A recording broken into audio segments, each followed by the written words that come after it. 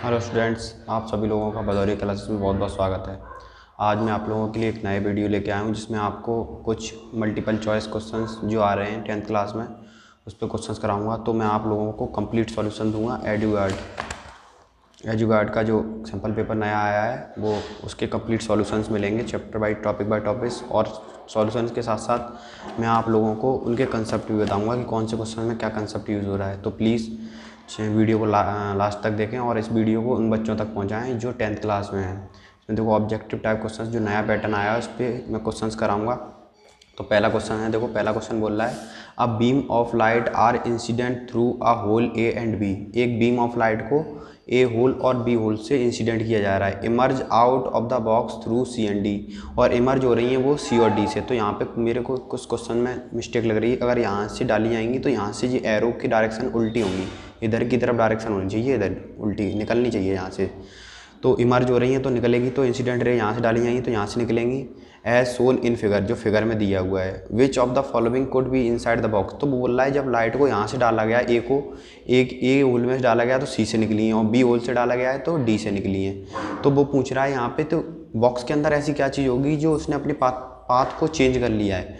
तो आपको पता होना चाहिए, ऑप्शन को देखेंगे तब समझेंगे। तो एक बोल रहा है convex lens, concave lens, prism, और बोल रहा है रेक्टेंगुलर ग्लास स्लैब। तो आपको पता होना चाहिए कि सबसे पहले कि कोई भी ग्लास स्लैब का क्या काम होता है। ग्लास स्लैब का काम होता है जब इस पर कोई रे इंसिडेंट की जाती है, ये इंसिडेंट रे हो गई, इस पर नॉर्मल ड्रॉ करेंगे, ये नॉर्मल हो गया, तो लाइट क्या होगी, रेयर मीडियम से डेंसर में जाएगी और रेयर मीडियम से, देखो अच्छे से डायग्राम बनाते हैं, बड़ा सा डायग्राम,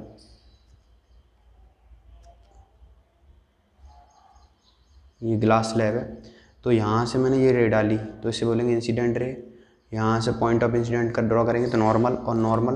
तो जब लाइट रेयर मीडियम से डेंसर मीडियम में जाएगी, क्योंकि रेयर एयर है और ग्लास है, तो क्या होती, टुवार्ड द नॉर्मल हो जाएगी। अगर ये रे सीधी जाती तो कैसे जाती, ऐसे जानी चाहिए थी, लेकिन ये अपने पास से डेविएट हो जाएगी और डेविएट होगी तो टुवार्ड द नॉर्मल। फिर हम नॉर्मल, फिर ये दूसरे सरफेस पे गिरेगी तो नॉर्मल ड्रॉ करेंगे, और ये अब देखो डेंसर से रेयर में जा रही तो अब इधर नॉर्मल हो जाएगी। तो आपको पता होना चाहिए जो इंसिडेंट रे होती है और जो इमरजेंट रे है, इसे बोलेंगे एंगल ऑफ इमरजेंस और इसे बोलते हैं एंगल ऑफ इंसिडेंस। यहाँ पे देखो आगे इसका कंसेप्ट यूज़ करेंगे। जब ग्लास स्लैब पे हम इंसिडेंट, यहाँ पे कंडीशन होती है, एक तो कंडीशन होती है एंगल ऑफ इंसिडेंट बराबर एंगल ऑफ इमरजेंस होता है, और पहली दूसरी चीज़ यहाँ पे जो रिफ्रैक्टेड एंगल होगा आर, वो छोटा होगा एंगल ऑफ इंसिडेंट से। क्यों, देखो जो रेयर मीडियम में एंगल बनता है और जो डेंसर मीडियम में एंगल बनता है, तो रेयर मीडियम में बड़ा एंगल बनता है और डेंसर मीडियम में छोटा एंगल बनता है। ऐसी जो आर, ये वाला आर होगा, ये R1 होगा, ये R2 होगा, तो R2 छोटा होगा ई से, ई बड़ा होगा, ठीक है, क्योंकि एंगल ऑफ इंसिडेंट और एंगल ऑफ इमरजेंस बराबर होंगे। तो अब यहाँ से देखते हैं, तो देखो आपने ये देखा कि इंसिडेंट रे जैसी डाली, इंसिडेंट रे अगर सीधी जाती तो ये रास्ता फॉलो करती, लेकिन इंसिडेंट रे अपने पास से डेविएट हुई, इमरजेंट रे हो गई। अब देखो ये इंसिडेंट रे और इमरजेंट रे दोनों पैरेलल निकली हैं। देखो यहाँ से अगर ये सीधी जाती तो ऐसे जाती, इंसिडेंट रे और इमरजेंट रे पैरेलल निकली हैं, तो क्या करा है इसने, सिर्फ अपने क्या करा है, अपने थोड़ी सी डेविएट हो गई है, रास्ता से शिफ्ट हो गई है, यहाँ से यहाँ जानी चाहिए थी। और मैं अब बात करूँगा कॉनकेव लेंस की। कॉनकेव लेंस का, कॉन्वेक्स लेंस का काम क्या होता है, जैसे मैं रे इस पे डालूंगा, कैसे ऐसे रे डाली तो उसका काम क्या होता है, ये रे को ऐसे निकाल देगा। तो रे, अगर मैं रे को ऐसे डालूंगा पैरेलल तो ये क्या फोकस से निकलेगी और ऐसे निकाल देगा। तो देखो अगर मैं वन इसको बोलूँ, 2 इसको बोलूँ, तो 1 ये चली गई और 2 इधर चली गई। अगर मैं बात करूँ कॉनकेव लेंस की, कॉनकेव लेंस की बात करूँगा तो इस पर रे अगर 1 डालूंगा तो ये ऐसे भेज देगा उसी रे को, अगर मैं इसको ऐसे डालूंगा तो ये ऐसे भेज देगा उसी रे को। ये 1 है तो ये 1 जाएगी, और ये 2 है तो 2 जाएगी। और प्रिज्म की बात करूँ तो प्रिज्म का क्या काम होता है, तो प्रिज्म क्या होता है, प्रिज्म पे जैसे मैंने ये इंसिडेंट रे डाली तो नॉर्मल ड्रॉ करूँगा, टुवार्ड द नॉर्मल ऐसे आएगी, फिर नॉर्मल ड्रॉ करूँगा और ये ऐसे निकल जाएगी। तो प्रिज्म पे हम कैसी भी रे इंसिडेंट करें वो बेस की तरफ डेविएट करता है। तो देखो इंसिडेंट रे अगर जाती तो ऐसे जाती और किधर घूम गई, नीचे की तरफ। तो इनमें सब में आपको एक चीज़ पता चल रही है, इंसिडेंट रे और इमरजेंट रे कि देखो सेम डायरेक्शन है, सिर्फ क्या हुआ, शिफ्ट हुई है, पैरेलल निकली है, पैरेलल डाली गई होगी तो पैरेलल ही निकली है। तो यहाँ पे आप लोगों को देख के पता चल रहा है, देखो इसके अंदर बॉक्स के अंदर प्रिज्म वो तो हो नहीं सकता, कॉन्वेक्स लेंस होता तो क्या करता, इस रेस को इधर इधर इधर की तरफ डेविएट करता, और निकलती तो कैसे निकलती, ऐसे जाती नीचे की तरफ। और क्या नहीं हो सकता, कॉन्वेक्स लेंस तो डाइवर्ज कर देता। प्रिज्म नहीं हो सकता, प्रिज्म देखो इंसिडेंट रे और emergent ray, incident ray emergent ray में देखो इंसिडेंट रे सीधी जाती है, इमरजेंट रे में देखो डायरेक्शन चेंज होती है, सब में डायरेक्शन चेंज हो रही है। इंसिडेंट रे जाती तो ऐसी जाती और डायरेक्शन चेंज हो गई, तो डायरेक्शन सब में चेंज हो रही है, बस किस में चेंज नहीं हो रही, ग्लास स्लैब में। तो ग्लास स्लैब में इंसिडेंट रे और इमरजेंट रे की डायरेक्शन कैसी रहती है, सेम रहती है और पैरेलल होती है, बस शिफ्ट हो जाती हैं। तो देखो यहाँ पे अगर ये सीधी जाती तो ऐसे जाती, शिफ्ट हुई है बस थोड़ी सी, अगर सीधी जाती तो सीधी चली जाती, शिफ्ट हो गई और पैरेलल निकली है। तो यहाँ पे मेरा ऑप्शन नंबर ए हो जाएगा, हमारा होगा glass slab, rectangular glass slab. ठीक है, तो ऑप्शन नंबर ए मेरा सही हो जाएगा। अब हम आगे चलते हैं अपना अगले नेक्स्ट क्वेश्चन पे। अब हम चलते हैं अपने नेक्स्ट क्वेश्चन पे, तो इसका हो जाएगा रेक्टेंगुलर ग्लास स्लैब। अगला क्वेश्चन देखते हैं। अगला क्वेश्चन देख रहा है, a beam of light is incident through a hole on a side A, emerge out of hole on the other side face of the box as shown in figure, which of the following could inside the box. ये बोल रहा है एक box दे रखा है, एक box दे रखा है, ये देखो ये बॉक्स दे रखा है, इस पर क्या बॉक्स के अंदर पता नहीं क्या है, इस पर जो इसके अंदर कुछ चीज़ है उस पर क्या डाला जा रहा है कि लाइट रेज डाली जा रही हैं और लाइट रेज गिरने के बाद ऐसी हो जा रही हैं। तो इसमें क्या हो सकता है, concave lens, rectangular glass slab, prism या कॉन्वेक्स लेंस। तो यहाँ पे हम देखते हैं पहले क्वेश्चन को, ये ऐसे बोल रहा है, ध्यान से देखना, मैं कुछ दिखाने वाला हूँ आपको। अगर ग्लास स्लैब होता तो ग्लास स्लैब पे ऐसे डालता तो शिफ्ट हो जाती पैरेलल, ये रे है तो ये नीचे चली जाती। तो ग्लास स्लैब तो नहीं हो सकता, क्योंकि ग्लास स्लैब में क्या होता है, पैरेलल शिफ्ट होती है। अब देखो कॉन्वेक्स लेंस की बात करें तो कॉन्वेक्स लेंस होता तो क्या होता, देखो कॉन्वेक्स लेंस क्या करता है, ये पहली रे होगी, अगर कॉन्वेक्स लेंस होगा तो फर्स्ट रे अगर इधर है तो फर्स्ट रे इधर चली जाती है और सेकंड रे नीचे है तो ऊपर चली जाती है। देखो फर्स्ट रे इधर है तो इधर चली जाएगी और सेकंड रे इधर है तो इधर चली जाएगी। और इसकी बात करूँ देखो तो इसी फर्स्ट रे है तो फर्स्ट रे उधर ही इसी डायरेक्शन में जाएगी, अगर मैं ऐसे डालूंगा तो उधर ही डायरेक्शन में चली जाएगी, और सेकंड रे ऐसी डाल रहा हूँ तो इधर ही डायरेक्शन में चली जाएगी। तो मैं बात करूँगा अगर कॉन्वेक्स लेंस की, देखना ध्यान से, फिर एक बार दिखाता हूँ। अगर मैं इस पर ऐसे रे डालूँ,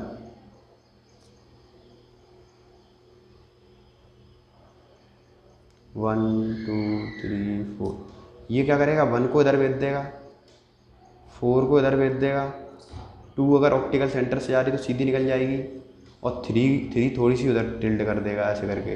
तो देखो यहाँ से क्या हो रहा है, 3 इधर जा रही है, 1 इधर जा रही है। तो ये देखो अगर मैं अब इसको ध्यान से देखूँ तो 1 किधर जा रही है, इधर जा रही है, 2 भी इधर जा रही है, 3 भी इधर जा रही है। अगर मैं मिलाना चाहूँ तो सब एक पॉइंट पे मिल रही हैं, और मिल रही हैं तो कन्वर्ज होती हुई अपीयर हो रही हैं। कौन सी हो रही हैं, कन्वर्ज होती हुई अपीयर हो रही हैं। अगर इसके अंदर कॉन्वेक्स होता तो क्या करता, कॉनकेव होता तो इधर की तरफ 1 को इधर भेजता, 2 को भी इधर भेजता, 3 को भी इधर भेजता। लेकिन यहाँ पे क्या हो रही है, 1 उधर जा रही है, 2 इधर जा रही है, मतलब कि ये कन्वर्ज हो रही है। और कन्वर्ज होंगी तो कौन सा लेंस होगा, यहाँ पे बात करूँगा तो मैं मेरे हिसाब से यहाँ पे कॉन्वेक्स लेंस होना चाहिए।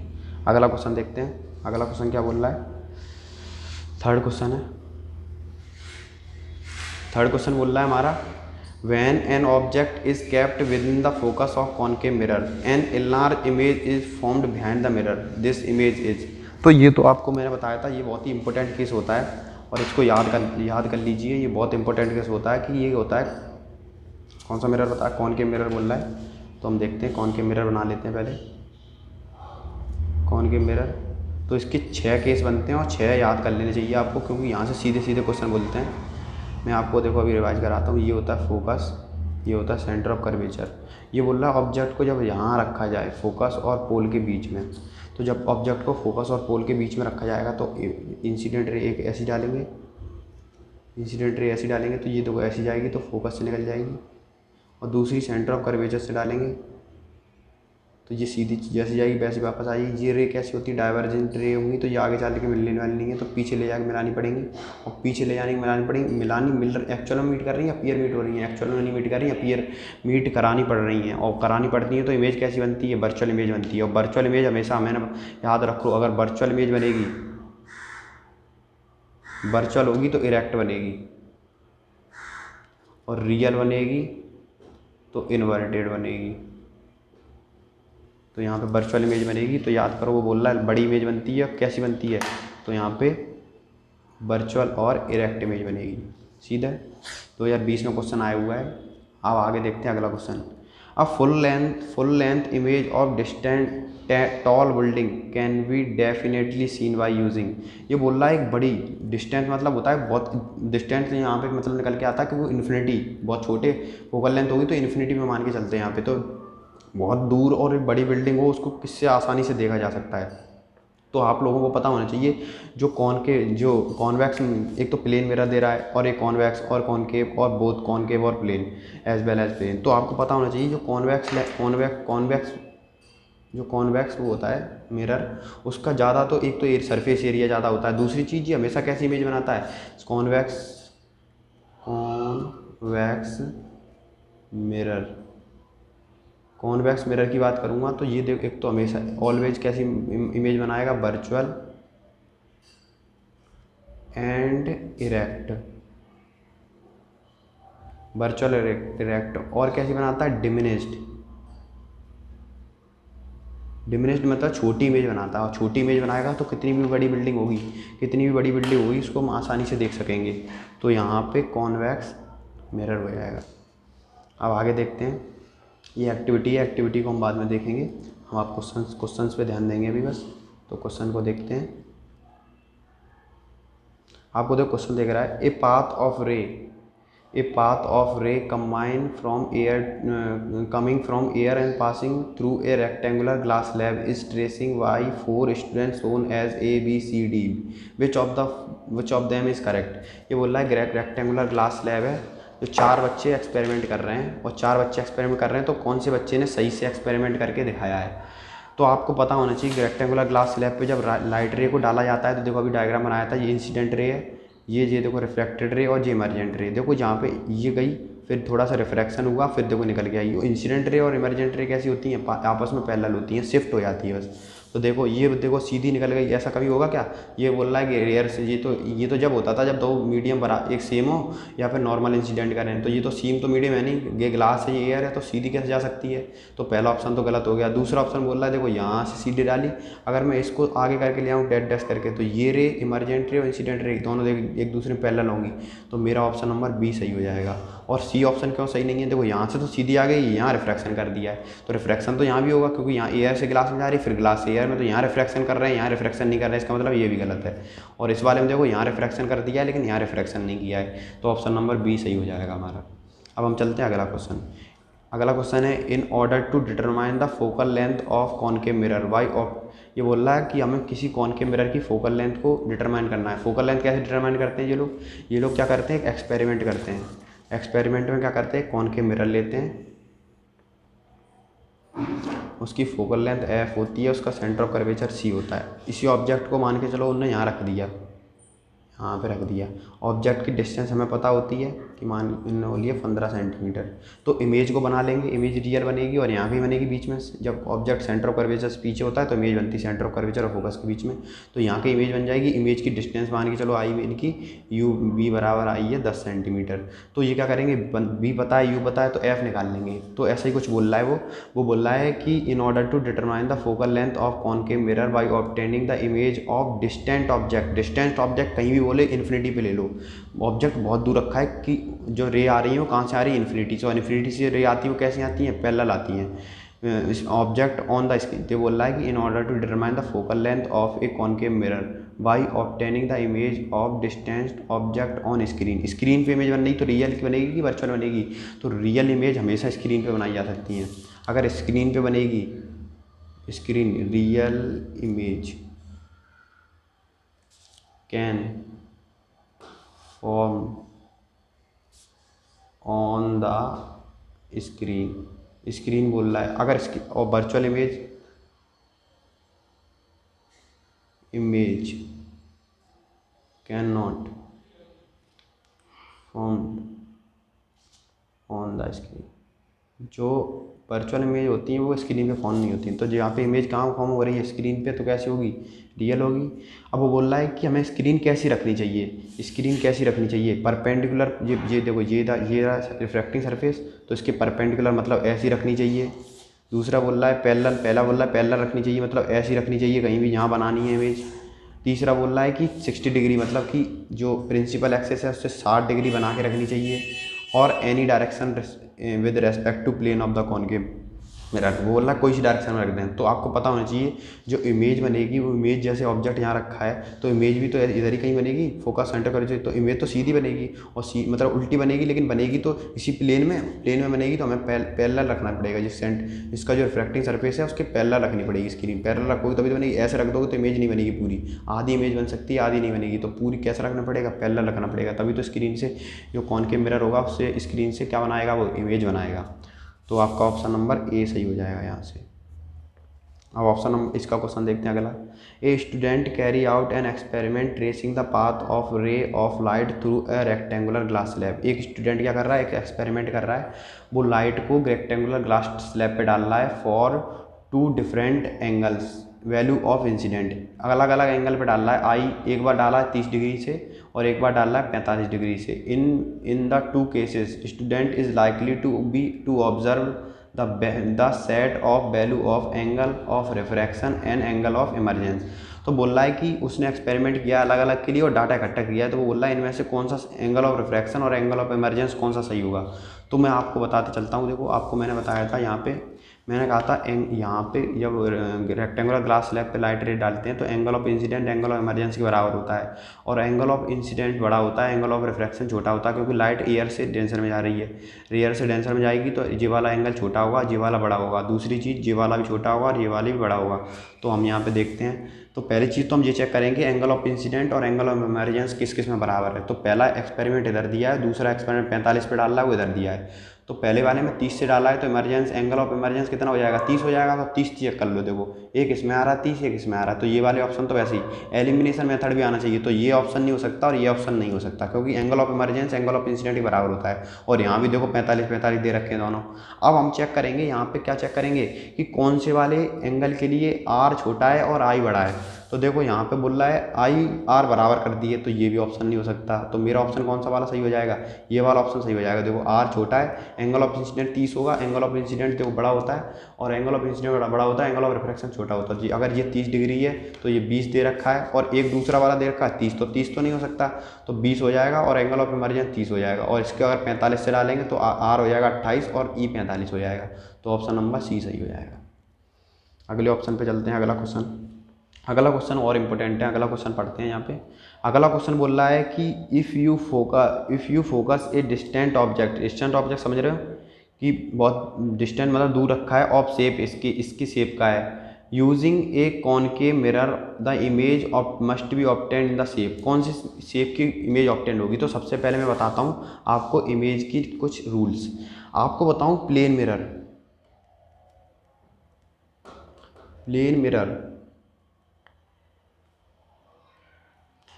जो इमेज फॉर्म करता है वो लेटरली इन्वर्टेड करता है। जैसे मैं बात करूँ, ये प्लेन मिरर है, तो अगर मैं P बनाऊंगा तो यहाँ से इक्वल ये 5 मीटर पे है, तो इधर भी 5 मीटर पे इमेज बनेगी।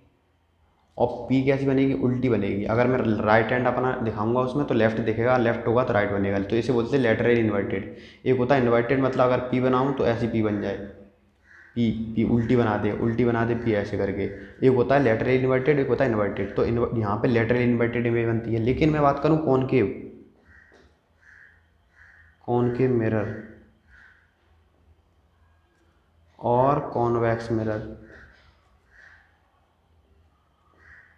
तो ये दोनों भी कैसी इमेज बनाते हैं, लेटरली इन्वर्टेड।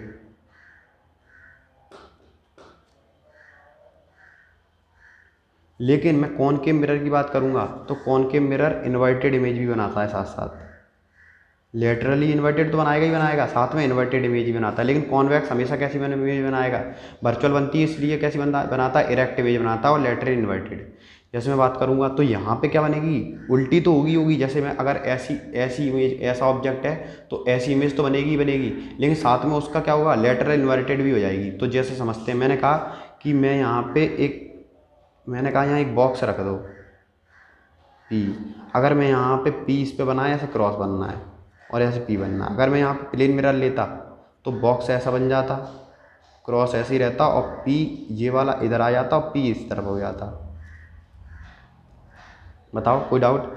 लेकिन मैं यहाँ पे कौन सी मिरर की बात कर रहा है, वो बोल रहा है कि कौन सा मिरर ले रहा है। देखो यहाँ पे क्वेश्चन पढ़ो। वो बोल रहा है कि कौन सा मिरर ले रहा है, कॉनकेव मिरर। कॉनकेव मिरर की बात करूँगा तो कॉनकेव मिरर में क्या बनेगा, एक तो अगर मैं ऑब्जेक्ट को ऐसे ले लूँगा, ये कॉनकेव मिरर है, तो एक तो इमेज बनाएगा इसी तरफ बनाएगा, और देखो बोल रहा है दूर से तो इन्फिनिटी से फोकस पे बनाएगा, तो इसकी इमेज कैसी बनेगी देखना, यहाँ पे ऐसे करके, तो एक तो उल्टी बनेगी।